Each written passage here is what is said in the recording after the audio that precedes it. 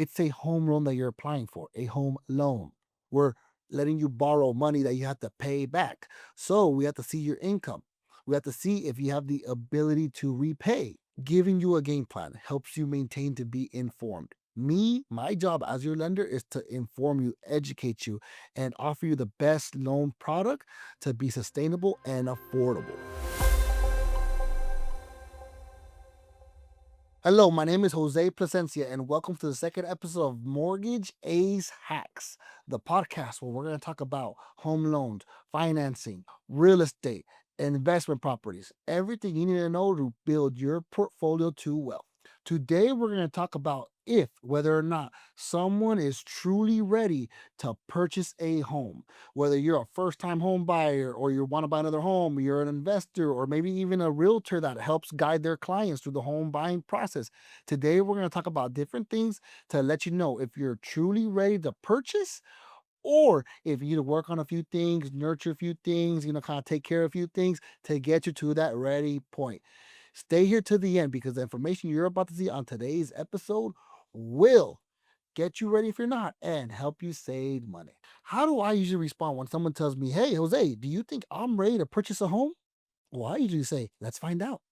I have to look at your credit. I have to take a look at your credit report, see how much debt you have, your credit score to see, for one, if we're able to at least work with that credit score. Because if you have great credit but too much debt, you might have to pay some debt down. Or let's just say your score is too low. Hey, before we do anything else, you got to work on that credit score. We offer different types of programs and we work with different levels of credit scores. However, some are more pricier than the others, only because some are deemed more riskier to the bank, to the lender, than the others. Aside from that, it's a home loan that you're applying for, a home loan.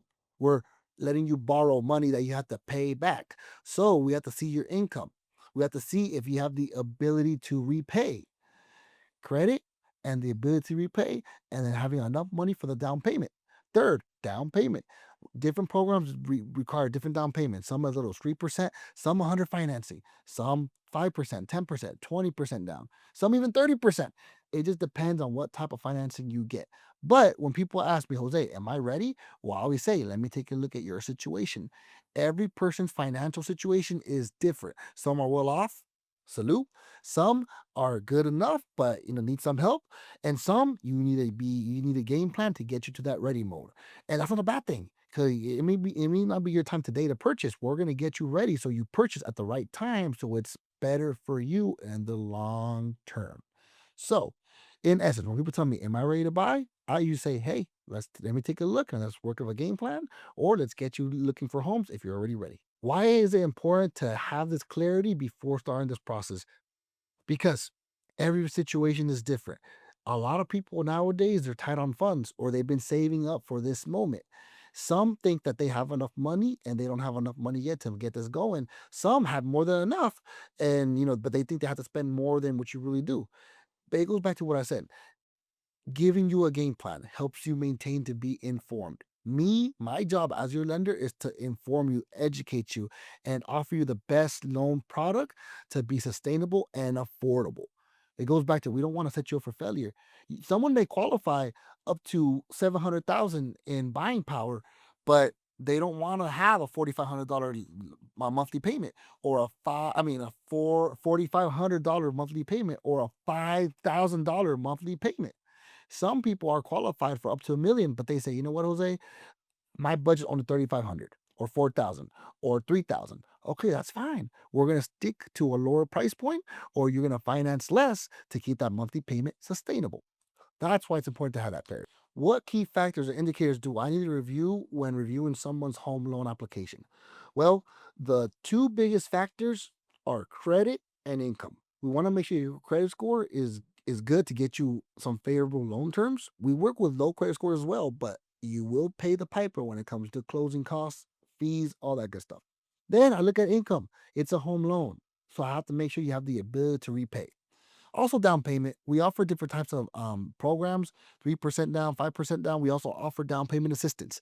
But the biggest thing is credit and income to at least have an idea of what you are qualified for. I also get asked, how much do I need to have saved minimum? Ooh, that's a generic question, but I'm gonna say in today's market, I'm seeing the average person spend anywhere from $15,000 to $25,000. That includes down payment and or closing costs. Anywhere from $15,000 to $25,000. That could get you a home ranging in anywhere from 300 up to 450,000. What common error do I see when someone kind of gets ahead of themselves and they try to fast forward this process getting ahead of themselves? Well, they start looking at homes outside of their budget. They're pre-approved for 300,000, but they keep eyeing the home that's 500, 600,000.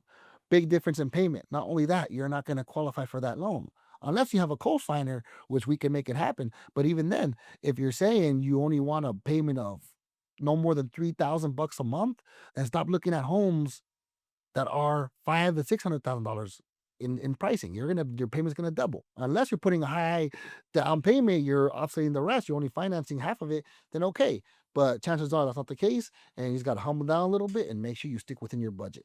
That's when it depends if you're working with a good realtor or not, because the right realtor will guide you the right way. Now, I'm also going to talk about the income types and breaking it down.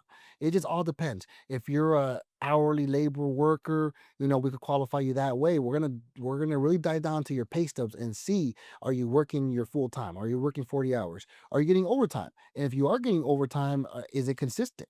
Most programs want at least a 2-year continuance on overtime in order to be able to use it.